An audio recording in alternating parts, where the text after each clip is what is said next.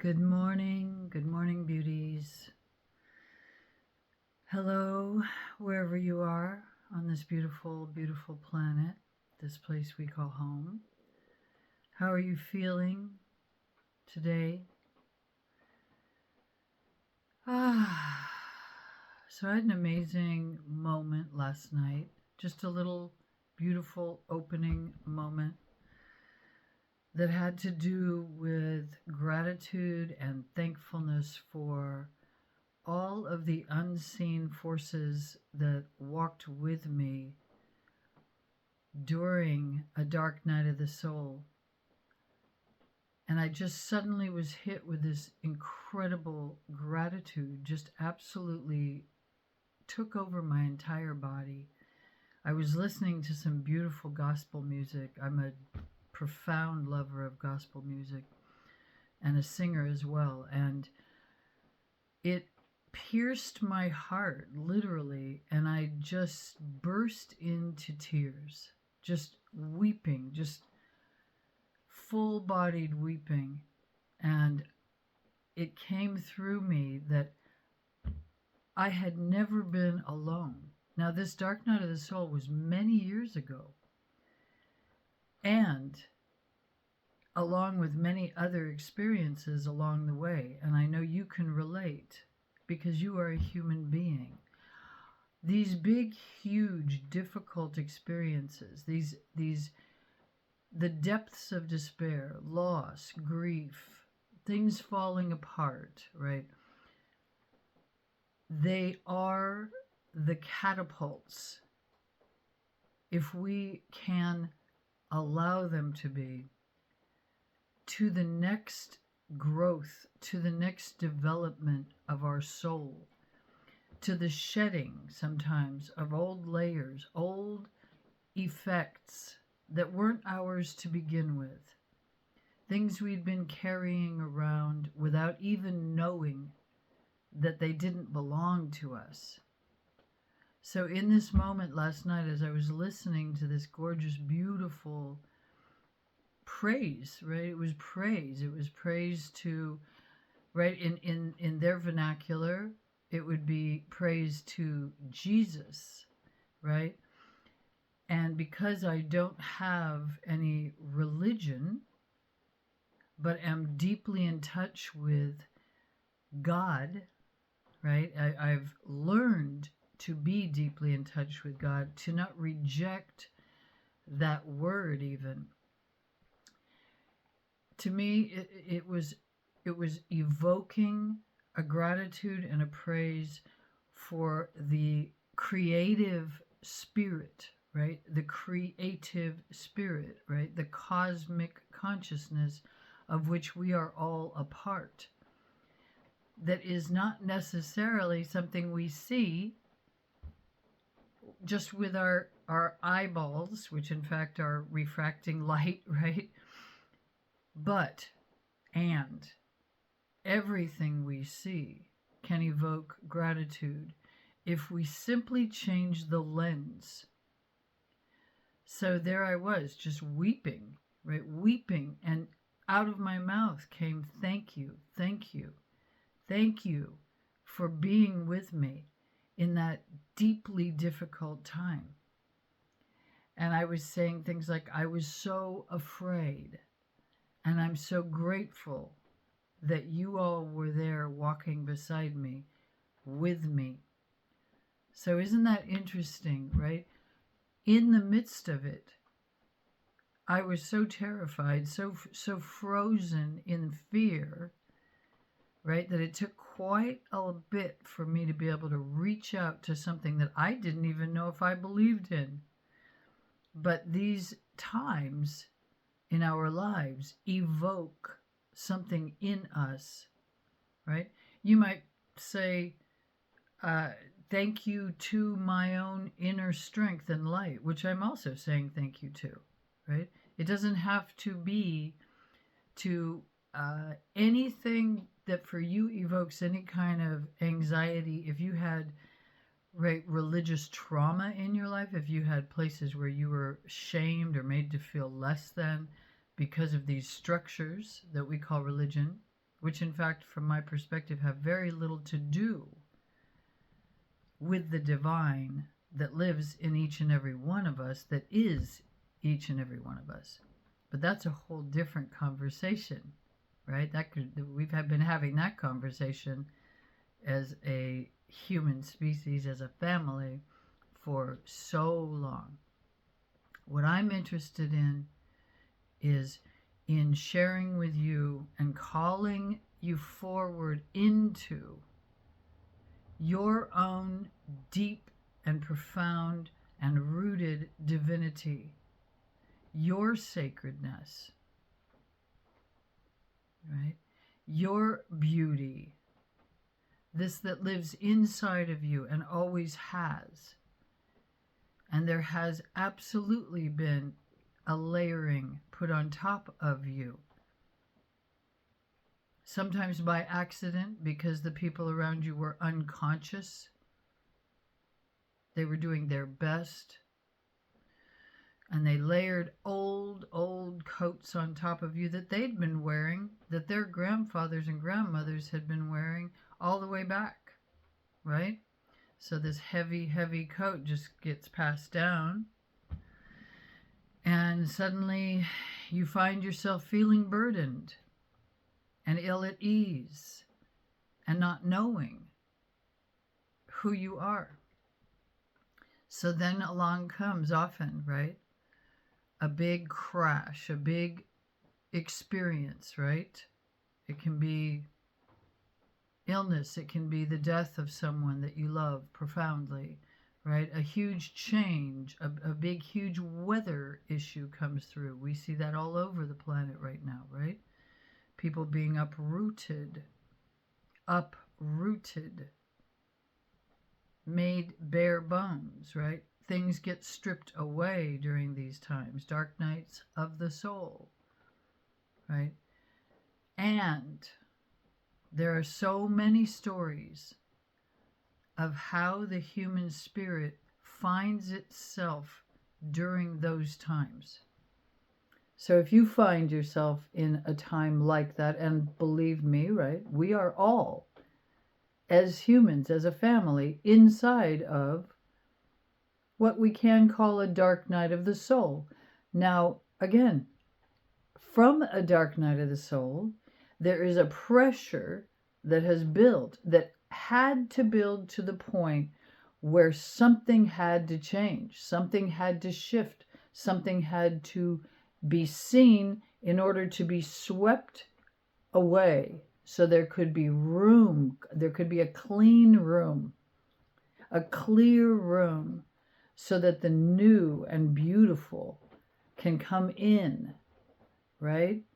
So we wash the windows, right, when they're dusty and dirty, in order to let the light flow in more effectively, right? We sweep our house out because dust has collected in the corners. We go through things and we find old things in boxes that, well, why are we keeping this? It's exactly the same thing, right? For us, for you. And it is house cleaning time. I'm sure you feel that. It is a moment for humans who are able to see and hear, even vaguely, this message coming in. Time to clean up old stuff. Time to get rid of this old stuff. Time to move that stuff out. Listen to these voices. Listen to these callings on your soul. It's not superficial. Make it official that you are in charge of what it is you wish to keep and what it is you wish to put on the compost pile, so that the earth and all of the cosmic effects that are in play can help us, right, to reimagine ourselves. It's nothing less than that. Reimagine ourselves, right? You are an amazing miracle. Your life is a miracle. It is an absolute incredible miracle. we can do so much more than we think we can, and then we've been told we can. We've had limitation upon limitation put upon us, schooled us, right? The schooling to ungenius us, to unbrilliant us, typically, right? The effect of media, not all of it, right? There's some enlightened media. There's some enlightened, uplifted, amazing film, right? Filmmakers who are delivering to us word of expansion, possibility. But our discernment must be great in order to weed through. So first and foremost, right? Start here. Start with you. Okay? Pause. Breathe. Those deep, long, slow breaths. Those hugely deep, slow, beautiful breaths. Bring yourself back into your body. Pause. Breathe. Body. Remember yourself back in. Notice things that don't feel good anymore. Give thanks where thanks are due.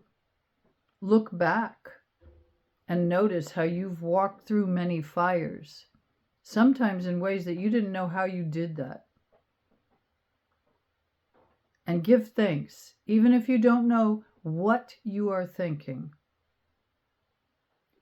Allow the gratitude to rise in you for anything that has been a breadcrumb along your path, leading you forward. Because we've got some things to do. We've got some beautiful things to make. We have some beautiful things to create. You are a creator. Don't listen, okay, when they say on the news, the consumers are no longer, we're not consumers. We're brilliant, beautiful beings who are here to create the vast, wild, expansive, huge creations, and to create, right, the simple, beautiful, small creations, right? Like a lovely cup of tea with conscious awareness, or, right, a beautiful morning with your children, right? Where, right, I'm a mother. Yes, she's now grown, but, right, those moments when it's like, and bringing ourselves back, pause, breathe, body. Waking up to the moment and embracing with gratitude, right, the beauty of the morning, let's say, with your children, right, breathing through impatience and irritation, or putting on loud music with your kids and like, let's dance, instead of getting, flustered, irritated, annoyed. Again, that's a whole different conversation, but it's included here. Grace, right? Inviting in grace. Remembering times when grace came in from places and things you couldn't imagine. Where did that come from? Who was that person who just suddenly walked up and gave me this beautiful eye-to-eye, I see you moment, right? Somebody you didn't know. And can you be that person? Can you be that person today for someone? Okay, play with that. Be that person for yourself. Number one, always, I see you. Look in the mirror. Spend some time just looking into your own eyes. Go through the discomfort and just be with yourself. See through into whatever you find there. And then take a pause, take a beat, take a breath, be in your body, and greet someone somewhere and let them know that you see them and actually see them. Take a risk. Connect. Okay, we have beautiful things to do, beautiful things to make. And this is the year of the snake, to shed those old skins that are too tight. You've had that time. You've had that experience.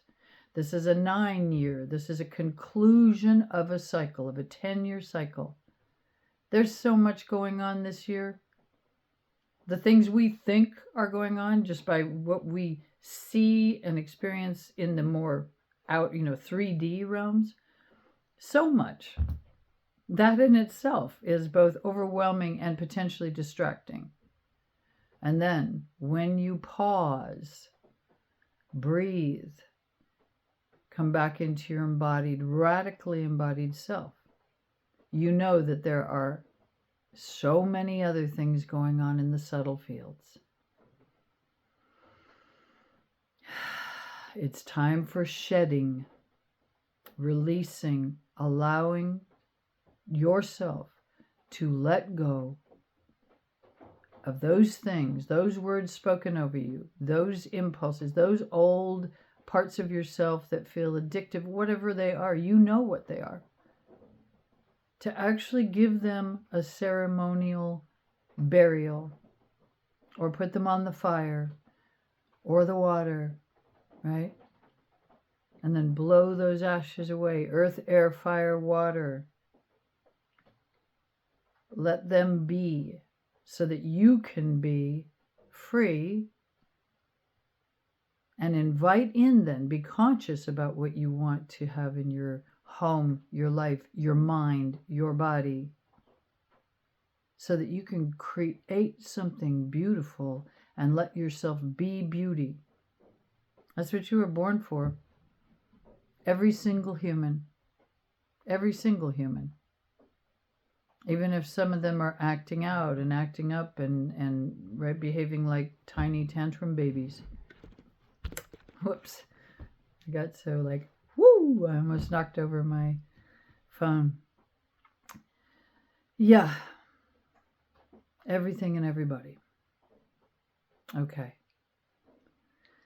I love you. So much love, strength to you. Talk soon.